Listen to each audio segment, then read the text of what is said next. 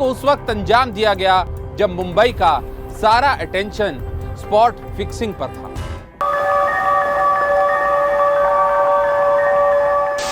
At Bandra railway station in 2013.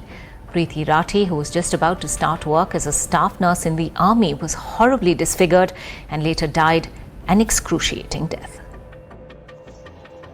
वो Bandra terminus पर गरीब रथ एक्सप्रेस से उतर रही थी। उसके आंटी और अंकल और पापा भी उसके साथ थे। तभी उसके कंधे पर कोई हाथ रखकर उसे पीछे से छूता है। वो जैसी ही मुड़ती है तो जोर से चिल्ला पड़ती है और बेहोशी की हालत में नीचे गिर जाती है। नमस्कार दोस्तों, आज का ये वीडियो आप सभी का दिल दहला देगा। न जाने ऐसा क्यों होता है। आज तारीख है 3 मई 2013। सुबह के अखबार के पहले पन्नों पर एक खबर पढ़कर मन दहल उठा। ये बात है एक ऐसी लड़की की जिसने अभी अभी अपनी पढ़ाई पूरी करके भारतीय नौसेना इंडियन नेवी के कुलावा हॉस्पिटल में एज ए नर्स के पोस्ट पर दाखिला मिला था। और आज दिनांक है 2 मई 2013। 22 साल की बेहद नाजुक और मासूम सी दिखने वाली प्रीति राठी आज पहली बार दिल्ली से बाहर कदम रख रही थी। बड़ी सहमी से प्रीति को देख उसके आंटी, अंकल और पिताजी भी साथ थे, जो उसके साथ दिल्ली रेलवे स्टेशन से गरीब रथ एक्सप्रेस से मुंबई बांद्रा टर्मिनस ट्रेन में सवार थे। इन सब के बावजूद एक और था जो दिल्ली से चढ़ा था और उसका पता इनमें से किसी को भी नहीं था। हमेशा की तरह ट्रेन अपनी स्पीड में चली जा रही थी। सभी अपनी अपनी जगह बैठ गए थे और वह लड़का भी अपना चेहरा गमछे में छुपाए उसी बोगी में जाकर एक तरफ बैठ गया। वे अक्सर एक तरफा प्रीति को देखता और शांत हो जाता। ये बात उसके आंटी, अंकल और उसके पिताजी ने भी गौर की थी। खैर, समय बीतता गया और ट्रेन अपनी रफ्तार से आगे बढ़ती गई। ट्रेन के अंदर बैठे यात्री सब अपने अपने में मगन हो गए। ट्रेन में अच्छी खासी भीड़ भी थी। हर बोगियां भरी पड़ी थी। कौन किससे मिल रहा है, कौन क्या है, ये कोई एक दूसरे को नहीं जानते थे। समय बीतता जा रहा था। प्रीति अपने मन ही मन ये सोच रही थी जो पिछले कुछ बीते सालों में उसकी मेहनत रंग लाने वाली थी। उसका सपना नर्स बनने का पूरा होने जा रहा था।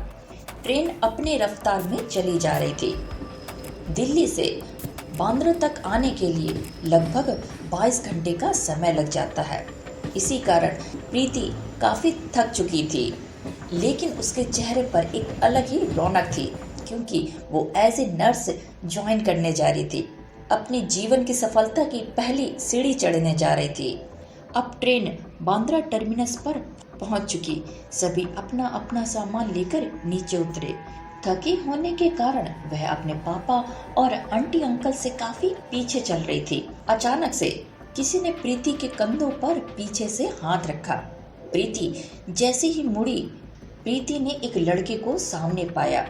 उस लड़के ने अचानक से एक बोतल निकाली और पानी जैसी चीज उसके चेहरे पर फेंक कर भाग गया।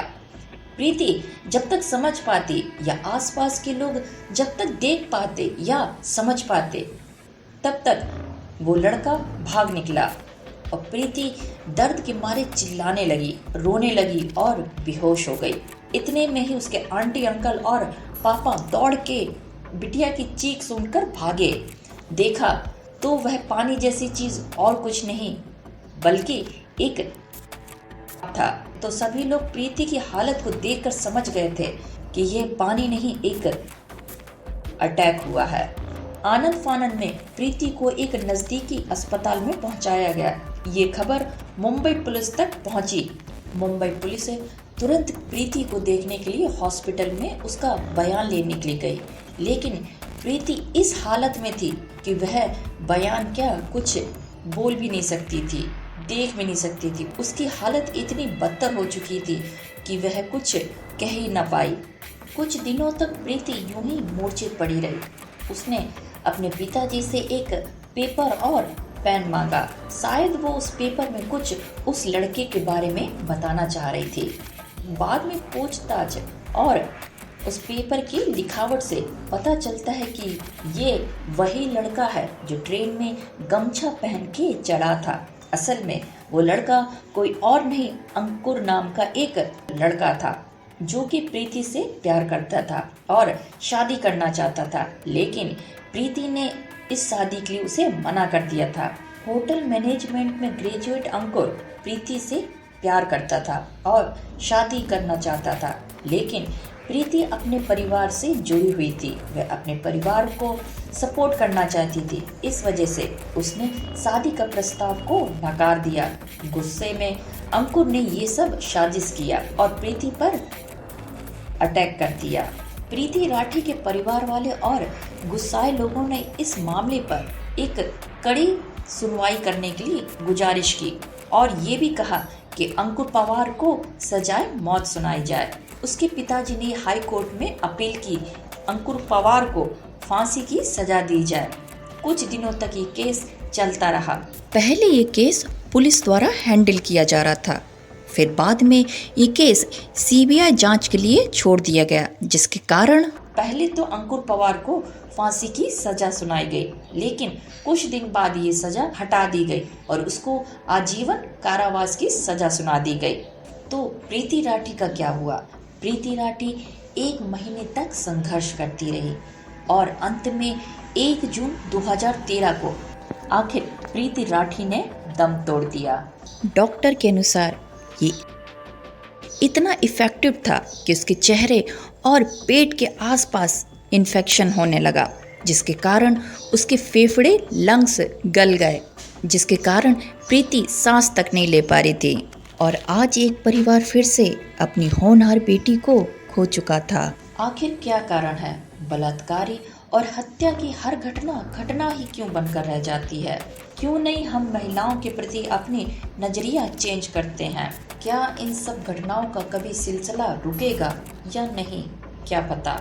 अभी सांस ठीक से ले भी नहीं पाते कि एक और घटना हमारी संवेदना के चिथड़े उड़ा देती है। प्रीति राठी जैसे न जाने और कितने केस हैं जो आए दिन होते ही रहते हैं। न्यूज़ में, अखबारों में और सोशल मीडिया पे आप सभी खबर देखते ही और सुनते रहते होंगे। यह पूरी दुनिया महिलाओं का कब सम्मान करना शुरू करेगी? तो निर्णय आज से ही लीजिए, महिलाओं का सम्मान कीजिए। फिलहाल में इस वीडियो में प्रीति राठी मामले केस में इतना ही। उम्मीद करती हूँ ये वीडियो आपको कहीं ना कहीं दिल से रुला जरूर गया होगा, सहमा जरूर गया होगा कि इतनी छोटी सी बात के लिए इतना बड़ा कदम, किसी की पूरी जिंदगी तबाह कर देना, वो भी सो ऐसे कामयाब इंसान की जो अपनी मंजिल की पहली सीढ़ी चढ़ने ही वाली थी। उम्मीद करती हूँ ये वीडियो आपको पसंद आ गया होगा। वीडियो अच्छा लगा हो तो प्लीज़ वीडियो को लाइक कीजिए, शेयर कीजिए और चैनल भी सब्सक्राइब कीजिए। फिर मिलते हैं किसी और वीडियो के साथ में, तब तक लिए bye bye, take care. My name is Khushboo and thank you for watching. Thank you so much.